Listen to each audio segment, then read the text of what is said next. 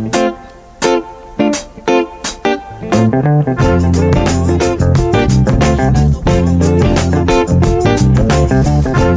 hello everyone, and welcome to the very next episode of The Remedy with Tova Sido and Janice Gaunt and Tom Bridwell. hello everyone. hello. Feels like we have not been here in a while. I know. I guess it's been it 3 has. weeks. Yeah, 2 weeks, 3 weeks. Yeah. I don't know. Yeah, We took a week off with Memorial Day. Yeah. And have you been traveling, Tom? No, but I start next week. We're going to Colorado on Monday. Is it? It's Aspen, right? Yes. Yeah. That's so fun. Basalt. Yeah. Basalt. It's Yeah, all the that's where same. my friend Vicky and her husband have a house. Vicky and I just got back from San Miguel. How was Fun. it? It was great. Was it perfect as always? Yeah, it was perfect. We had Spanish every day from 11 to 1, but I have to tell you a really crazy story. And then we'd go to lunch. So we were sitting in lunch, and there was this little bee that was buzzing around, and we each had a beer and a bottle. And so I was drinking it and blah, blah, blah. And then I had the last little bit, and I put it down, and I felt something kind of in my mouth. No. And I spit out the beer, and there was the bee. What? Yes, I told Tom, I said, I looked down and the bee was doing the backstroke in my beer on the table. So it was still alive in your mouth. Yes. You're so lucky it didn't like sting your tongue or something. It didn't sting me anywhere. Oh, I've never heard of that. But he's not dumb. The Smart bee bee. was drunk, so that he probably didn't care. It was probably a male bee because male bees don't sting. Oh, they don't? Nope. I did not know that. Yes. It was so creepy, though. Whoa. Dang. I know. Isn't that crazy? That is crazy. I know. Oh my gosh. That bee sting that I got a month or so I ago, know. it was like a thing. I know. It was challenging. I know. I couldn't believe the thing didn't bite me, sting me. I'm so glad. I That didn't is swallow hilarious. it. I know. That's Isn't a that story. crazy? It is a I story. mean, you could live your whole life and never have that story. Yeah. Have a bee in your mouth. And I then, almost swallowed a bee. Never said that before. Okay, well, we're glad to be back this week. This topic was inspired by Tom. So, Tom, I'm going to let you introduce what we're going to chat about this week and next, and then and why you feel so passionate. You know, it's so good you decided to do this because Janice and I wouldn't. yeah, it's not relevant to us. No, it's not relevant to us. Except grandchildren. Yeah. You know, but I'm But not you're the not the one that parent. makes that decision. Right. Yeah. So you're, and yet we have a lot of young listeners. So Yeah, we do. I appreciate that you brought this up, Tom. So Absolutely. go with it. Yeah, so this one is these 2 episodes are going to be about cell phones and children.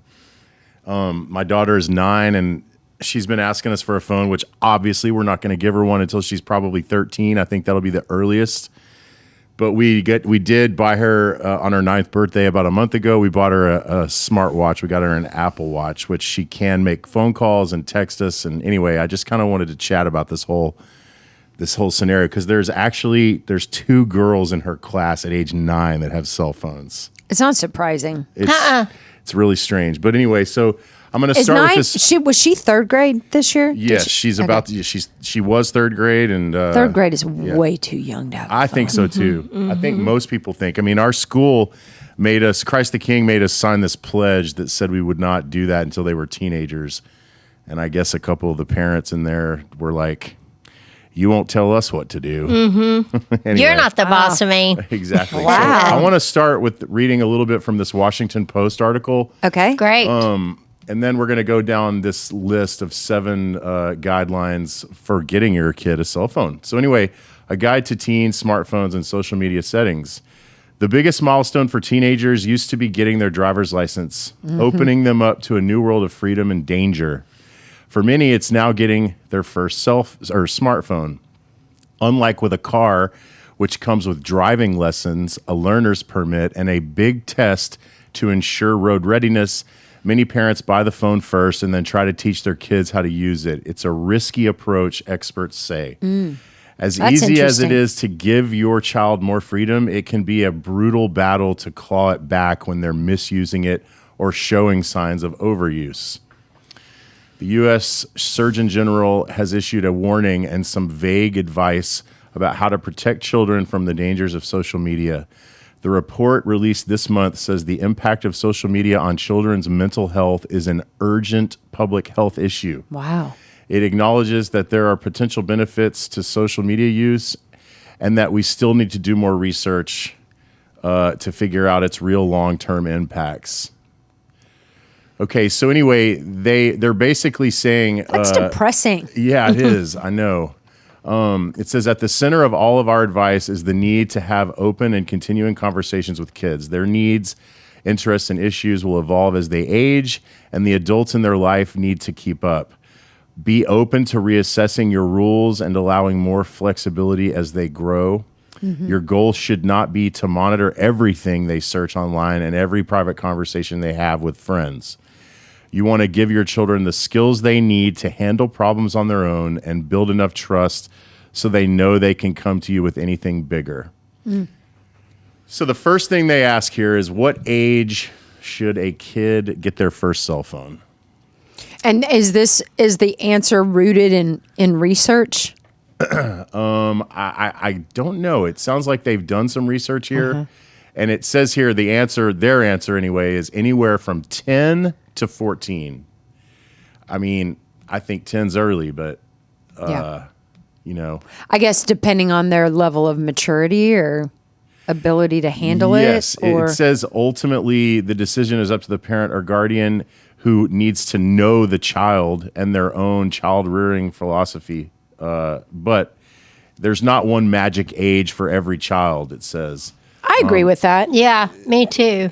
I mean, you know, if you've got like a little genius on your hands, maybe they can handle it at age 10. But if you've got somebody who's super sensitive, couldn't take any kind of critique, and is potentially like susceptible to some sort of bullying, maybe you hold back on it. Because from what I've heard, you don't even need social media to have bullying going on a phone. There could be just a text chain among girls or boys, and it just kind of be relentless. It just opens up a whole new world to these little brains. And there are pedophiles that are lurking around that. Predators. Yeah. Let me have can I have your phone number? There's a contest. We'll enter you into a contest. I mean, it happens. Oh, yes, it does. And it can There's be dangerous. Real sickos out there who prey on that. I mean, a lot. I think there's a lot more than we know. Well, I think it's so important that kids are told, look, don't answer a call that you don't know who it is, and don't return a call. Especially don't return a call. Exactly. So it says here what you should do before giving your child a phone. There's some kind of there's some work that sort of needs to go into it before you hand the device over to your kid. Like setting rules, or even setting boundaries within the phone. You know, you can like set time limits to where if they're on certain apps you can set, you know, she can only go on these apps for 30 minutes or 1 hour a day. And that's what I did with her iPad. I mean, we gave her an iPad a long time ago, and every app that she clicks on has a 1 hour time limit from the time she clicks on it. So we basically know that the most she can like watch YouTube Kids is 1 hour, and after she uses that hour up, she can't open it again until that's it. Until I don't even have to worry about it because I set all that stuff up ahead of time. Yeah, and they're suggesting that you do that for sure. You know, so is this on the 7 cell phone rules for kids? It may be on that article, but this is still inside the Washington Post article. Okay. So the main thing they want you to do is to choose the device. Obviously, there's lots of them out there. Smartphones, they have these things called gizmos. You may have heard of them. It's kind of like... I have not. It's basically a phone that doesn't have all the apps, but it definitely can make calls and send texts just to your family members. And it is a phone though, but it just doesn't have the apps that you can like get in trouble on, like social media apps and whatnot. But there's also smart watches they suggest. And then also once you get the phone and the device, you have to be very careful about the apps. Yeah. Because even games have the ability to contact strangers. Like 100%. Like just for playing sure. a simple game, there's like you can compete with people online, and then those people can communicate with you. So like it's really scary that she could just be playing, like An innocent a little crossword, game. and then all of a sudden somebody's like, "Hey, I'm Ted from New York. What's your name?" Yeah, exactly. It's so, I think back on when my kids got their phones. I want to say they were 6th grade. And I think, I know we did it prematurely because we were getting divorced. And and I think a lot of people, maybe prematurely give their kids a device because they're with mom and you want to be able to communicate with them without having to call dad. Yeah, exactly. And so I for sure would never have given my kids a phone as early as I did. But even so let's say I gave it to them in the 6th grade, they were 12 or 13 years old. Back then, what you know now, Tom, what you just spat off and rattled off, I didn't even know that then. So I do appreciate that as parents, it sounds like you guys have access to more tools than we did, because it was, my kids just got a phone. It was just new. It was new, and then you just call people. Yeah. Yep. But they weren't even, all the apps and all of that, that's been new. That's been a new thing. And the gaming, the community gaming has been new. And so, like, I remember when I was raising my kids and they were brand new with cell phones, I made them turn their phones in at night. And then I would scroll through some of their text messages just to, I knew their passcodes, and every once in a while I'd get on just to make sure they weren't dealing acting drugs. a fool. Yeah. But then I got kind of tired of it. If I'm just being honest, I was just like, I'm not finding anything. I don't see any nudes, thank God. And so I'm just going to, but my children, all 3 of my children, are completely addicted to their phones. Yes, I believe it. Everybody is. So is my wife. And I hate it. I absolutely, because I am not addicted to my phone. I'm not addicted to mine either. And I hate it when people are so it is one of the most annoying things about all 3 of my children. I can't unless we're having dinner. Couldn't agree more. I can't get their heads off their phone. See, I just don't have to deal with that. No, you're so lucky. I know. And when the grandkids are there, they know what their rules are, and they're and I don't know what their rules are, so, But it's not a factor. No. Yet. No, not yet. But when they get 19, 20, who knows what will change between now and then. Yeah. But, Owen and Skylar are 14. They're going to high school, so they're, my kids cannot have a meal without, like, if they're just sitting at the breakfast table and I'm like, I made them breakfast, but I go get ready or something, I'm not having breakfast with them. They don't know how to just sit. They don't. They would never read a book. They would never look outside. They would never reading a paper. They don't even know what that is. Like, look through a magazine. Like, they will just be scrolling Instagram or, and all their friends do it. If all their friends are over, they're all doing all of them are doing the exact same thing. Oh, yeah. Yeah. But they are all addicted. Massively addicted to their phones. So they're basically suggesting in this article that there's 3 major things you can do when you're setting up the parental controls for a phone. The first, and I think probably the most important, is setting screen time amounts. Yeah. You can go in and, which I've done this on the iPad and on her iWatch or her Apple Watch, where you can basically set timers for every app that she has on the phone, and especially the ones that she's going to probably overuse or abuse. And so that's what we've done. We set an hour limit per day on all of the apps that we think are brain rotting, if you will, in parentheses. Each individual app or a total of apps? Yeah, that you go into each app and you set it. One. You can set the time limit. So like you would not put a time limit on texting, because then she might not be able to text you back if you text her something. Right. But YouTube Kids or some of the games that she plays. Is she only allowed to text family? She's allowed to text anybody that has a contact in her phone, but I am able to control that. So yes, all of our family members, she has a contact for them, so she can text them.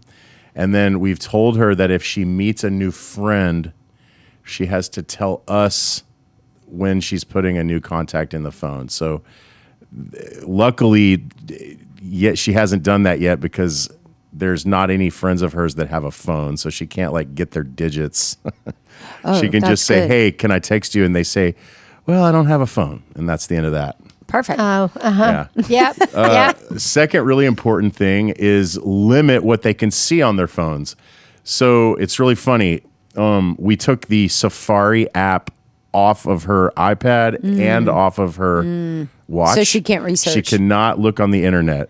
And it also works with Siri, which is really important. That's a workaround that a lot of parents may not know this, is that if you ask Siri something, it will open up Safari automatically, even if you've taken the app off the phone. That's interesting. So you have to turn Siri off in order to keep them off the internet.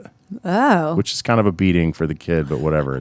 So at least she can't look up like Palestine deaths, children deaths, and whatnot. So if you don't have Safari, but you ask Siri to look up something, does it automatically appear now on your phone? She answers. She's like, "I found this on the web," and she like puts it up on the screen, and then you're automatically into Safari. Oh, even though the little app icon is not anywhere that she can find, but she just has to ask Siri. We learned that the hard way, because she would just ask Siri anything. I ask Siri a lot of things too. You do? Yeah. Oh yeah. First thing in the morning. Hey Siri, what's weather today? Hey Siri, what's the temperature? I never talk to Siri. Now Betty can ask Siri to play songs, and she does that all the time. She can ask Siri to dictate a text or dictate an email. And she can ask Siri the weather, that kind of stuff. But if she asks a question where the answer would be on the internet or the Safari, it will not give her access to that. So what does it say? I think it might say something like, I don't know for sure, but it's something like, I can't give you that information. It's kind of like when you're asking it in the car, and it's like, I can't give you that while you're driving. It's something like that. Yeah. So yes, limit the access of what they can see on their phones. And then the third and probably the most important is turning the social media controls to the right settings. If you're going to let your kid have social media, you have to figure out a way to, set it so that they have limit. Today will be 91 degrees. Oh. Will be 75. Did you hear that? Yeah. Sarah literally just answered, "What's the weather like?" That's hilarious. That's hilarious. That is all right, so thank funny. you, Siri. Yeah, thanks. Shut up. Thank you so much. Well, there you go. So you've got your Instagram, you've got TikTok, which I hope they ban soon. YouTube, TikTok or Instagram? Instagram is not great, but at least it's just pictures. TikTok, I think, is like bad for kids and adults alike. I mean, what good is on TikTok? I don't know. Nothing. I don't have TikTok. I don't either. Never had it. I have friends that send me videos, and it's just like, guess I won't ever see that. Do you have to have TikTok to look at a TikTok? I don't think so, but I don't know. It's just there's something about wasting your time watching other people do dances and I will watch reels. Yeah. I will look on at Instagram. Reels. No, that just the Reels on just Safari. Right. I got You know, like Nate Bargatze. Yes. And all those comedians. I can sit on my bed and watch them for an hour and laugh my head off. I do that on Instagram, and I can do the same thing. I mean, it's really funny how even as an adult, I lose track of time, and I got in bed at 9:45, and then at 11:15, I'm like, oh my God, have I been on Instagram this long? Time just goes by in an instant. Does take it away. It's so easy to get sucked in. Tom, are Reels a part of Instagram, or are Reels a completely different thing from Instagram? So you have in Instagram, you're scrolling down for the pictures, but up at the top, those little circular icons, those are what I thought were called Reels, where if you click on that, it's usually some sort of motion thing that you can watch, whether it's a video or are a those series different of than pictures. the stories? Different. Oh, well, maybe they're called stories, but I thought that's what I think. Reels, stories, it's all different names for the different apps. But So, like, if you go to your Instagram and you go and you click on the search thing, and then you can pull up Reels, and then they're all like you can put comedic Reels, and they'll all come up, all those guys, and then you can just sit there and watch it and laugh and laugh and laugh and laugh and laugh and laugh and laugh. It's so fun. What I always thought Reels were like if you went on a vacation and you had 20 pictures you wanted to post, instead of uploading each of the 20 pictures to where people have to swipe to see each one, you could basically load them all as a reel. Yeah, and you then can choose do some that music also. Yes. to like kind of be in the background while people, and then it automatically fades to the next picture like every 2 seconds, and it's almost like it makes this little movie with your pictures. Never knew this. But Never you done it. can look up different people and you can look at all their reels. So, like, what I was looking at one, and there was like a dancer, and I was mimicking the dance moves. I had so much fun by myself. That's hilarious. It was really fun. I had so much fun by myself. Because nobody wanted to watch me dance.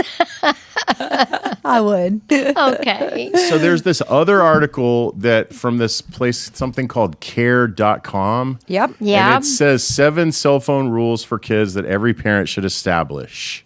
Let's right do it. now. So let's go down those, and then that'll probably wrap it up for this episode. Okay. The next episode, we're gonna hear from both sides: people that say you shouldn't, and people that say you should. Give your kids a cell phone? And so there will be 8 reasons to give a cell phone and 6 reasons not to give a cell phone. Great. That'll be Okay, so fun. this is rule number 1. I love this rule. Devices belong to parents, not the kids. Amen. Yes. Unless you're paying, it's everything not yours. belongs to me. Carter's Jeep belongs to me. Absolutely. George's car is actually my car that I let him drive. That's I mean, exactly it's right. all mine. Totally. The way My I dad see used to it, it's say this all all mine. the time. He would tell me that something is a privilege, not a right. And that is exactly how I feel about cell phones. Yeah. Yeah, I could not agree more. Totally. And the funny thing about this is Betty, with this new Apple Watch, is that it's like the ultimate punishment. If she does anything wrong, like anytime she messes up, it's the go-to punishment. We it ground her works. from the. Yes, it works great. We ground her from her Apple Watch the next day, and it's only a 1-day grounding, but man, it does wonders. Oh, the phone takeaway. Now my kids are too old. I can't take away. yeah. There's no grounding at my Yeah. house anymore. Even though I wish I could go back. Like, give me your phone. You don't talk to me like that. But man, the phone has so much power. It's like Yep. you lose your phone or your iWatch. Yeah. Yeah. It's like losing your identity. Yeah. Well, yeah. I get really tired of my phone. You know, I mean, sometimes I'll just turn it off. Yeah. I just don't. There's nothing that important that I'm going to miss. One time, Craig and I were going to a wedding, and we were at the airport, and our flight was delayed, and so I ran to the bathroom, and I put my phone on the bathroom. Oh yeah, because it on was the in my top of the toilet tissue thing. Yes, exactly. And I got on the plane, didn't even know that it was gone, and I'm like, we landed in California, and I'm like, where's my phone? And then I'm like, oh my gosh, oh were no, you panicked? No, Were you I could happy? have cared less. And Did you know where you were yes. going? Well, yeah, I did, because I had my email, and so I said to Craig, I said, will you text my kids and to my best friends, I lost my phone. Yeah, I don't have my phone. If you need me, text Craig. Yeah. And Craig was so freaked out at how much I did not care about. He's like, if this were me, we would have beelined it to a AT&T store and got a new phone immediately. And I was like, oh, I think I left my phone in the bathroom. And he goes, what? I mean, just absolutely lost his mind. Freaked him out. And I didn't have my phone for 4 or 5 days. And Did you miss it? No. Isn't that great? I could have cared less. I would love to be without my phone. I could have cared less. Except for directions. Yeah, really. That's Waze. I would really miss Waze. But I mean, if Craig loses his phone, I mean, are you ever with anybody who does that? The panic, with their pockets. Yeah, I think Tom would do that. Tom would feel Tom Gaunt. I think. I mean, he really does. He needs his phone. Yeah, and it's not. I mean, it's just for work. It's business. Yeah, But he would. Yeah. Craig was absolutely flabbergasted that you didn't care. Lose my mind. So did you get one when you got back? Yeah. I mean, but not everything's before. on the cloud. It's fine. Yeah, it's 5 days. Fine. I'm at the beach. It is. I didn't need a damn thing. So, Tom, are you one of those guys that's constantly checking your pockets, having a mini panic attack? No, I haven't lost anything in 20 years. And You've never lost a cell phone? I haven't really lost anything. I mean, I'm very, very careful with all my stuff. Having an Apple Watch, it's amazing. You don't really need your phone all that often. You just can see everything on the watch. And, yeah. I mean, it's kind of cool. You can keep your phone in your pocket a lot more than you really need to, a lot more than ever. I thought my Apple Watch would make me be on my phone more. It's actually the opposite. It makes it to where I don't. I found that fascinating when you've shared that before. Yeah. Because I have an Apple Watch and I don't have anything activated. It's not. So you don't get your text on your yeah. I do. just want it for my exercise. I like my watch because if I don't have my phone, then I can check messages or something like that, and I do like that. Okay, so the next one is number 2. We got to kind of buzz through these quickly here. Understand internet safety inside and out. You can't erase what you put online or the experiences you have there. So when a kid accidentally shares a photo of his sister mooning him, it's one of those things. If somebody, this actually happened at our school, CKS, last year. What? I don't know the name of the family. That's probably better. There was an 8th grader who maybe got some sort of risque picture of his girlfriend and sent it to 2 of his buddies. And one of those buddies, this is all hearsay, but this did happen. One of those buddies showed it to his parents, or one of the parents found out about the picture. And that kid that shared the picture with his 2 buddies got kicked out of CKS this year. I mean, it was insane. And it wasn't, I don't think it was a nude or anything, but I think it was just this little sassy picture of from his girlfriend that was consensual, but then he shared it with 2 of his buddies, and that is what got him kicked out. Damn. So I mean, it's serious. And kids sometimes don't really understand the ramifications. No, they think it's just joking around, and it ends up that's like a life-changing event, getting kicked out of a school. Oh God, Yeah, that'd be horrible. for sure. For sure. The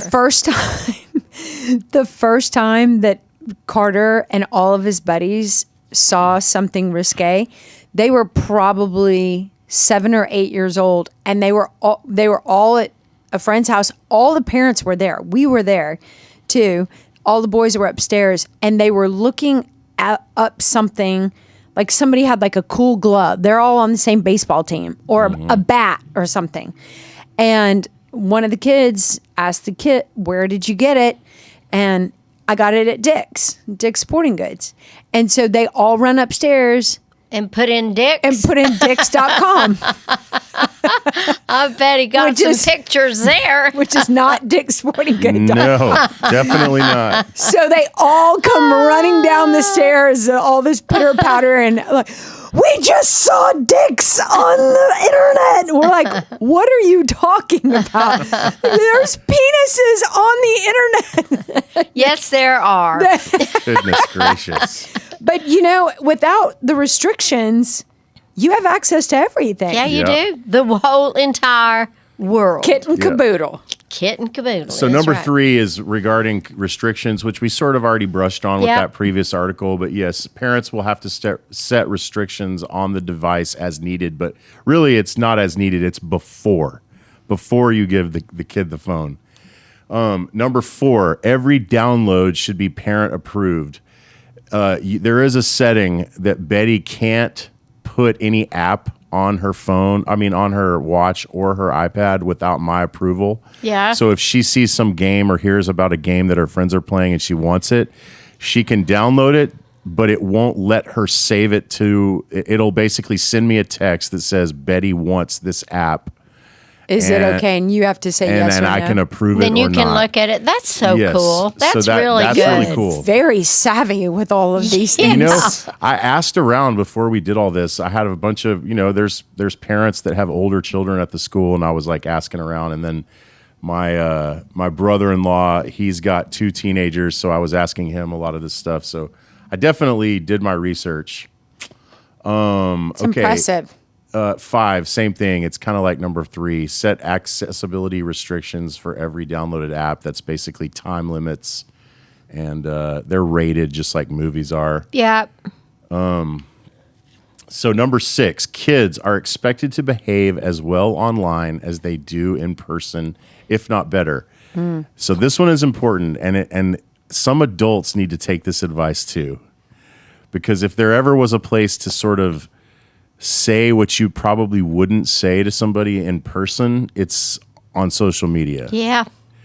Because For the entire world to Yes. see. I think that is just like such good advice. It's like sending an email. Like, Yeah. just use your brain more. People find all kind of courage behind a screen, and I just think it's such BS. Yes. Yeah. Yeah. Exactly.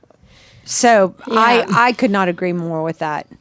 It's so easy to see something on Twitter or Instagram and see some comment that enrages you, and then you want to respond, and because you know this person, there's the anonymity, and you just kind of like let fly. Well, and you can't. And you would never say that to their face. No. And But once you it's feel out like there. you should or can, because they'll never find you. That's why people are so nasty on social media. Yeah, and there's no taking it back. When you go out there and Uh-huh. put something, it's there. You can't Yep. be like, oh, I changed my mind. Nope. Yep, nope. You know, Right. my old boss. Well, he's not old, but he's my old boss at the church. His advice to all of us working at the church was, do not send it unless you want it, unless you would be okay with it on the cover of the Dallas Morning News. Yeah. Whether it's an email, a text message, a picture, like just that could happen. How many things have we read where, everything that was said or everything that was sent is exposed. And unless you want it exposed, don't send it. That's right. Yeah, that's true. And then the last one. Yeah. we are models for healthy device use. As cool as the internet is, we also need to make a habit of reminding our kids and ourselves that real life is so much better. In fact, prioritizing real life moments with a shared laugh or touch rather than focusing on capturing that moment on a device is probably the healthiest thing we can model for our 21st century kids. And I couldn't agree more. And I think case in point, concerts. I cannot stand it when a band comes out and they're in their first song and 1,000 phones come out and start videoing it. And I'm like, 50,000 you phones. people are here. You're here. You're at the concert. Put that stupid phone away. Nobody wants to watch your terrible video from 100 yards away of some artist. So what the hell are you doing? You're just ruining it for everybody behind you. Yeah, it's and really true. It's such a perfect example of and golf courses, dude. like the U.S. Open. That's why I like it when they're not allowed. They're not allowed at the Masters or at Augusta. That's for sure. But like this weekend, upcoming weekend is the U.S. Open. And you just watch on TV how many people are going to be videoing every shot. Yeah. And you're just like, dude, you're there. Just watch the shot. Yeah. It's true. ESPN is covering it for you. You can go back and watch all of that HD video later. Yeah. It's just so true. And your examples are absolutely on point. Totally. It is so annoying. Yeah. But I think it's our culture now, and the hard part for us, I think, is our kids will grow up and that's normal. Yep. Oh, yeah. And for us, it's not normal. This is all really new. Yeah. And it's a lot of it's really annoying. But for our kids, and my kids have told me that, like, Mom, stop talking about when you were young. I'm like, they really don't want to hear about it. No, they don't. But I'm like, y'all are just, and my daughter has said, I would give anything to have grown up without a phone. I mean, Anna Bryn has said that because of just the burden of that is the phone. These kids, everything they do. But the thing is, there are good uses for the phone. If somebody's chasing after you, or if you feel threatened, those phones can come in really, really handy. Yeah. So it is. It's the good and the bad. Oh yeah. Just gotta figure it out. Years ago when I worked, I was single, 20-something, and I landed in New Jersey really late at night. And I had to get to New York. And without a map, and I'm asking for directions. I made a wrong turn. And I was in... So scary. ...the belly of New Jersey. And I, had no idea where I was. Yeah. And I'll never forget the fear. I was a little girl, all alone, trying to figure out how to get to New York. Well, and I think that's one of a good thing about phones is that we can map where we are if we're in a different city and we don't know where, and so easy to get confused of where you are. So it's not all bad. No, it's not all bad. And it is really nice to. Anna Prin's in Africa right now. And I talk to her every day. Yeah, see? And that's it's really so great. easy to communicate with my daughter who's thousands of miles away. Yeah, no, it's true. So you're right. It's the good and the bad. That was good, Tom. It was really good. Yeah. Okay, so we'll continue this conversation next week with the pros and the cons. Okie doke. Thank you for listening. We hope you have an amazing week.